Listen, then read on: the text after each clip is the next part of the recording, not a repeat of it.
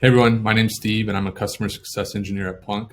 In this video, I'm going to give you an overview of the steps needed to get this lead generation tool deployed through AWS Amplify in your AWS account.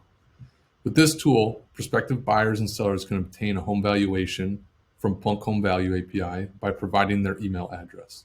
By doing so, they grant permission for a realtor to follow up with them and explore how they might be able to assist with their real estate needs. I'll provide you with sample code. And here's a general overview of what that will look like. The sample code will have a pre-built React frontend and an AWS Amplify backend containing an AWS Lambda function that queries the Plunk Home Value API.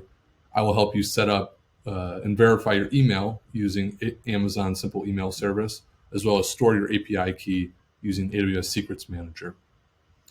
Finally, you'll deploy the app using AWS Amplify. After completing the tutorial, your project will be connected to your GitHub repository that I'll show you how to make and automatically rebuild and redeploy when you make new commits. You can go to the next video to get started with this tutorial.